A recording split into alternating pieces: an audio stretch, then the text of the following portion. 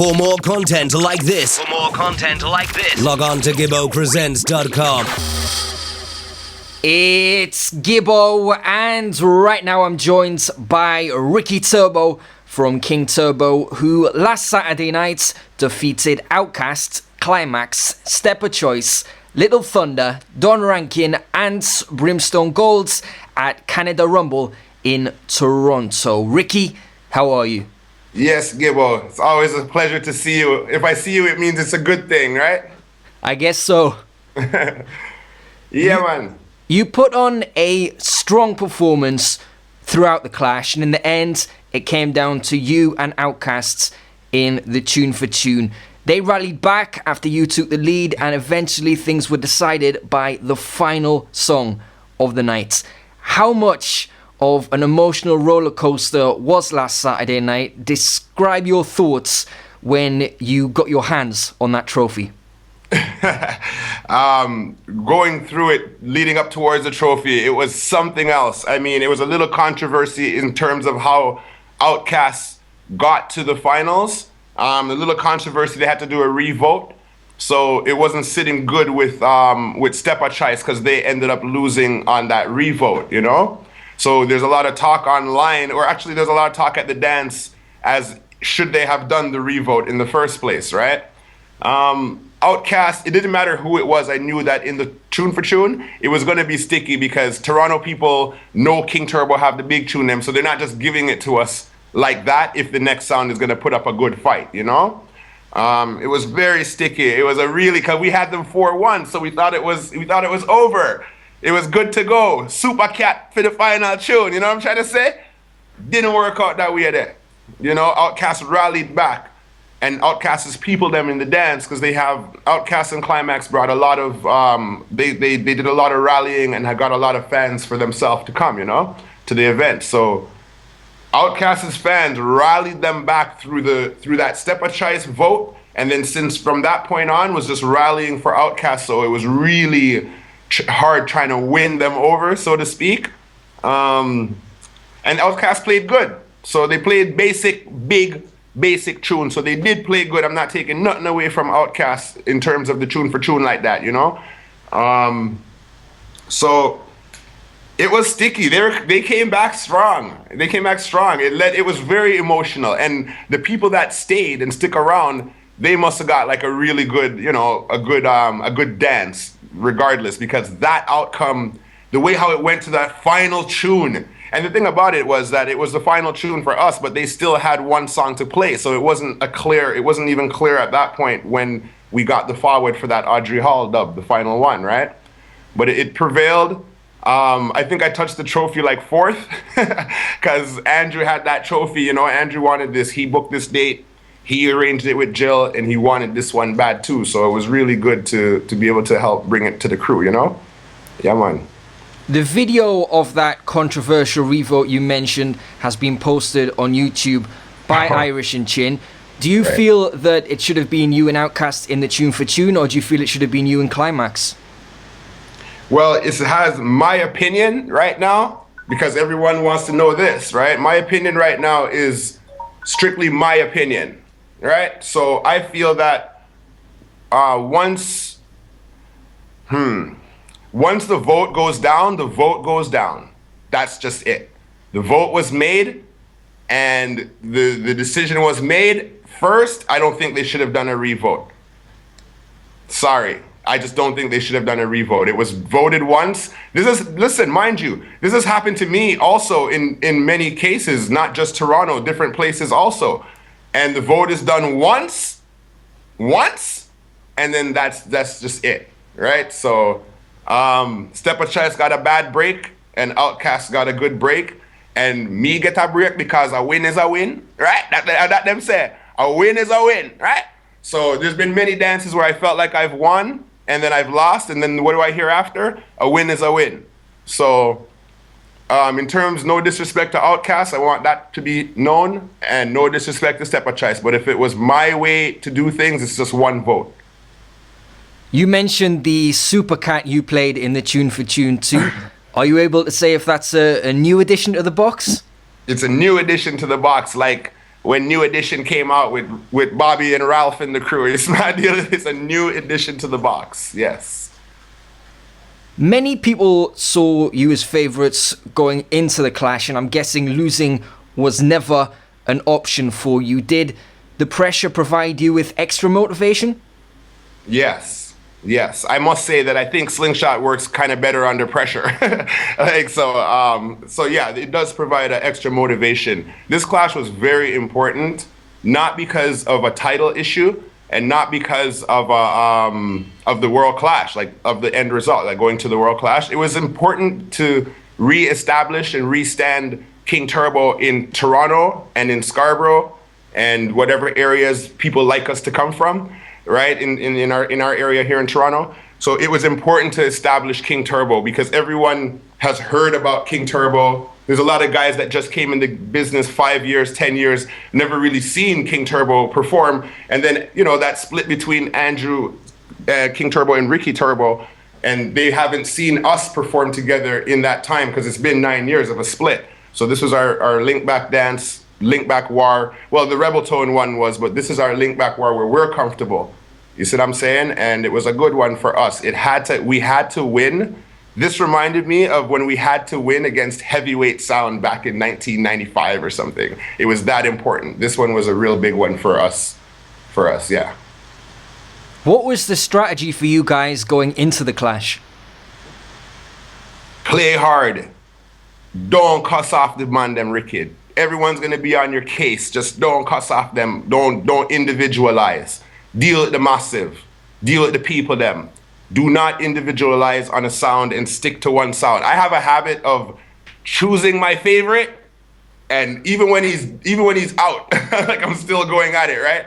So, just focus on what's important, and we just, music, let the music talk also, and try to do a bit of crowd control. Big up Soul Supreme, even though we are going to war one day. But that crowd control thing is very important. It's my deal, yeah, man. So, having had a few days to think about and analyze your performance, what would you say were the keys to your victory? Was it experience, knowledge of the dub box, ability to read the crowds, or something else? Yeah, the ability to block off what everyone's saying and make sure that the points that we need to establish get out there, like it gets to the people. Not necessarily making points to the sound man them or the internet sound fraternity groups, but making a point to the people them who come to dance and don't necessarily go online in the Facebook groups, or they don't come to clashes on a regular basis. This was a special event for them. So, or the ones who go to clashes every single weekend and says that King Turbo can or cannot manage this or that. So this was important to just stick to the plan, forget about what everybody's saying, and make sure that we get our point across. You know what I'm saying? Yeah, man. What impacts do you think 45s had on the clash? How would things have played out differently if they hadn't been allowed? And do you like them being included in sound clashes? Yes. 45s, to me, should not be allowed in these levels of sound clash, right? It does allow a selector or a crew to bring that creativity to it, but it also allows a sound that doesn't have enough dub plate to manage it, or a sound that didn't cut their dub plates right. It allows cheaters. It allows, like, you can screech through because you played a wicked Garnet Silk or Dennis Brown 45. You're allowed to screech through it with wicked selection as a selector, but I don't agree with it. I don't think 45s should be in a clash. We spend a lot of money on dubs, not we as in Turbo, but Soundman spend a lot of money on dub plates. The artists them are eating food off of these dubs. I just think that sound clash is 45. No 45s is dub plate business, sorry. Did any of your opponents surprise you in terms of the way they approached the clash or how they played on the night? Climax is a good, perfect example of a sound that you can't take them sound lightly. You know what I'm saying? Climax surprised me. Okay, no, that's the wrong word. It didn't surprise me because I know the man them can do it. I know Squidly and Gary them and Specialist the Selector. I know they can do it, but I don't really hear Climax play regularly. Saying, and I know they won a clash. I was at a clash that they won a couple years back or something. So I know they can do it. So Climax surprised me. Outkast did what I expected them to do, and Step of Choice kind of let me down. It's just a bad night, right? Little Thunder plays good all the time. They always play good. It's just sticky from Montreal to Toronto. Toronto people kind of ain't having it, so to speak, you know, but they always play good. And Brimstone let me down that night. I know they can play better, you know? So, you know, so really it was Climax that did the surprising. Yeah, man. This victory earns you a place in World Clash Reset. Am I correct that that's set to take place in October? Yes, tentatively October is the date that I heard. Would you clash before then if the right offer came in, or will there be no more dates accepted before October? I would speak for myself at this point. I would probably do another clash if the levels of the clash were proper, were right. If it was the right thing to do, if it was a right clash, I'd probably be interested in it. I'm not interested in clashing Canadian sounds. It causes too much division. People who don't think it does, trust me, it does. King Turbo clashing Canadian sounds causes division in Canada. So me personally, I'm not gonna be entertaining that thought much at all. So it's gonna be a hard time to see King Turbo clashing a Canadian sound with me involved, right? Dice, and we have 10 other members to step up, right? So that's something that I'm deciding to pretty much do these days, you know? International clash, bringing the sound in from yard. I'm tired of warring my compadres, then they don't want to be my friends. You know what I'm saying? These guys, I respect all the Toronto sounds, and I even try my best to look out for them. As a matter of fact, I'm inviting them to come and do Sound Chat Radio with me as I continue on for the next few weeks, right? But I don't want to really war the Toronto sounds them more, man. It's 26 years I've been warring these guys, you know? So I'd kind of like to bring it more on an international, bringing the sound in from somewhere. We start doing some one-on-ones or whatever. But we want to bring sounds in, or we want to go out and deal with it, you know?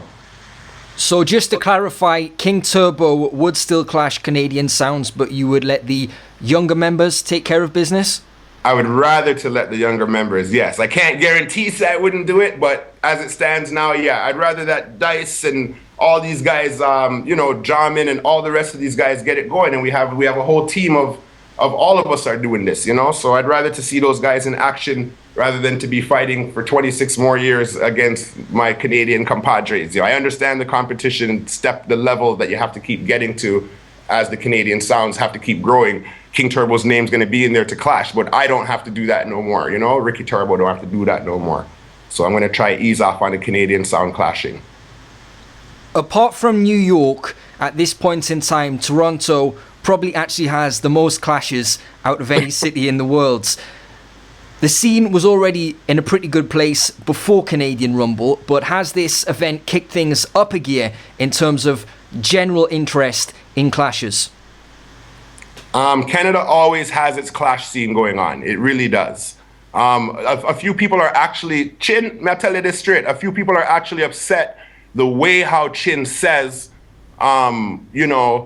we're expanding the light in Canada. We're opening Canada to the world.